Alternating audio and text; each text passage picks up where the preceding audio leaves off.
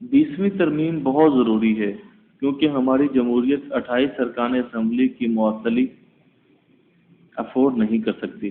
لیکن کیا بجلی ضروری نہیں؟ ملک میں بجلی کا شارٹ فال 6000 میگا واٹ کو ٹچ کر رہا ہے۔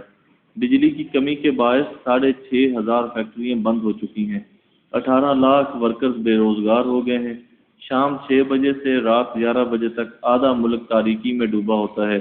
دکانیں، شاپنگ سینٹر، مال جنریٹر پر چل رہے ہیں۔ پاکستان کے 10 بڑے شہروں کے ہر تیسرے گھر سے روزانہ جنریٹر کی آواز آتی ہے۔ غریب بستیاں اور مکان اندھیری رات میں سیاہ دبے بن جاتے ہیں، اور ہم 21ویں صدی کے باسی ہر 2 گھنٹے بعد 2 سال پیچھے چلے جاتے ہیں۔ لیکن آج تک بجلی کے لیے کوئی ترمیم عوام میں نہیں آئی۔ کسی جماعت، کسی سیاسی شخصیت نے عوام کے زرینہ مسئلے پر سیاستدانوں اور سیاسی جماعتوں کو اکٹھا نہیں کیا۔ کسی کو توفیق نہیں ہوئی کہ یہ قوم کو اکٹھا کرے، سیاسی شخصیات کو تکلیف دے اور آئین میں کوئی ایسی ترمیم کر دے جس سے ملک کے چاروں صوبوں میں انرجی کی ایمرجنسی ہو جائے۔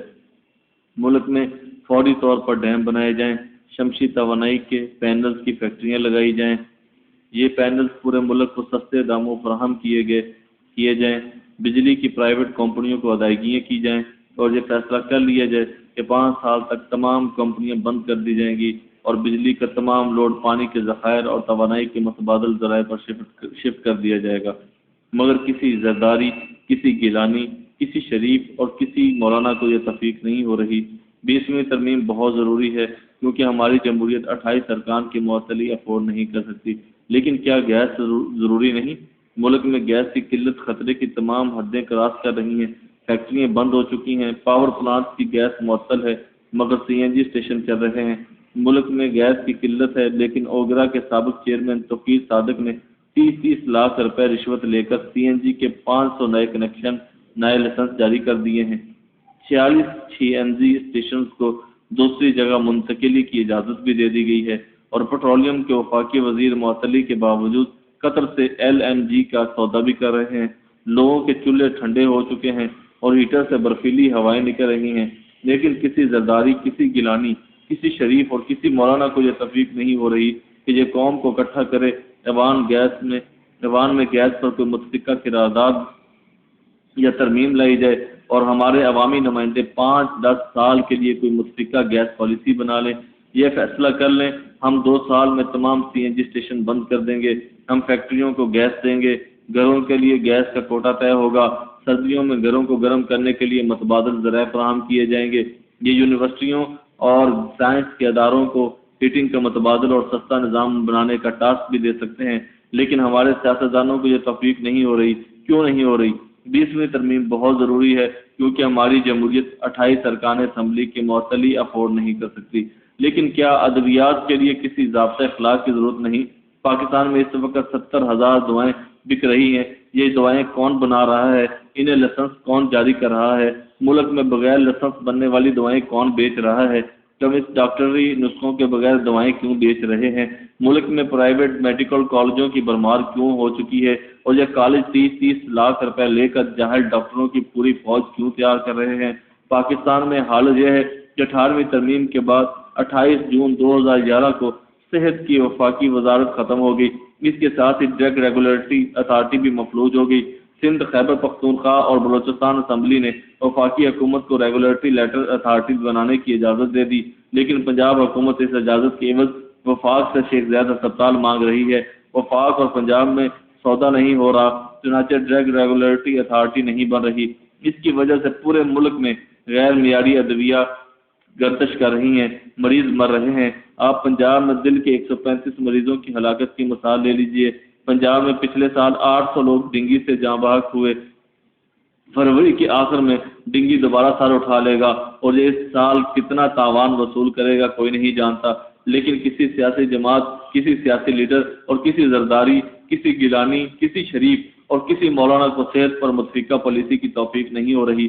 پارلیمنٹ میں کوئی ایسی ترمیم، کوئی ایسی قرارداد اور کوئی ایسا بل نہیں آ رہا جس سے پاکستان کے 8 کروڑ بیماروں کا فائدہ ہو جائے۔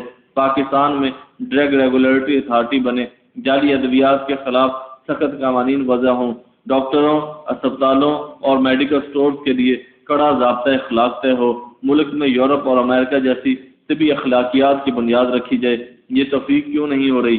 20ویں ترمیم بہت ضروری ہے کیونکہ ہماری جمہوریت واقعی 28 ارکان کی معطلی افورڈ نہیں کر سکتی۔ لیکن کیا تعلیم ضروری نہیں؟ ہمارا ملک بدترین تعلیمی افراتفری کا شکار ہے۔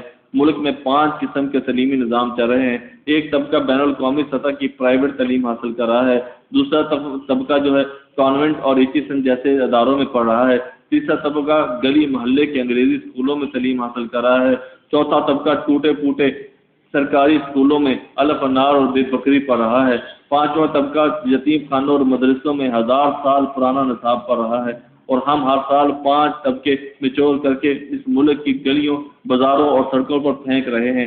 یہ پانچوں طبقے ایک دوسرے کے لیے اجنبی ہیں، مگر ہمارے کسی لیڈر، کسی سیاسی جماعت، کسی زرداری، کسی گیلانی، کسی شریف اور کسی مولانا کو متفقہ یکساں نظام تعلیم کے لیے آئینی ترمیم لانے، قرارداد پیش کرنے یا بل لانے کی توفیق نہیں ہو رہی۔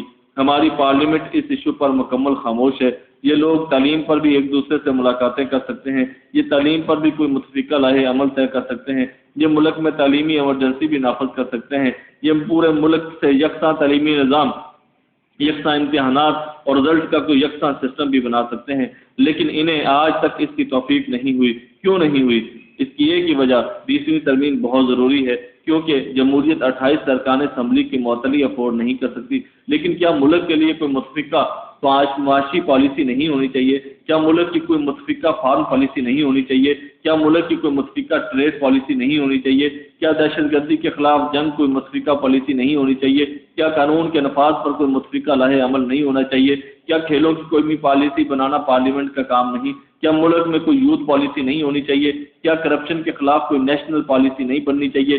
کیا پیٹرولیم مصنوعات کے استعمال پر کوئی پالیسی نہیں ہونی چاہیے؟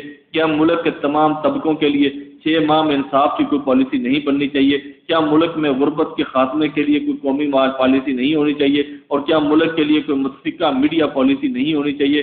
اگر ہاں تو یہ سیاستدان، یہ لیڈر، یہ زرداری، گیلانی، شریف اور مولانا ان پالیسیوں کے لیے اکٹھے کیوں نہیں ہو رہے؟ یہ ان ایشوز پر متفقہ پالیسیاں کیوں نہیں بنا رہے؟ یہ ان ایشوز کو اپنے سیاسی ایجنڈے پر کیوں نہیں لا رہے؟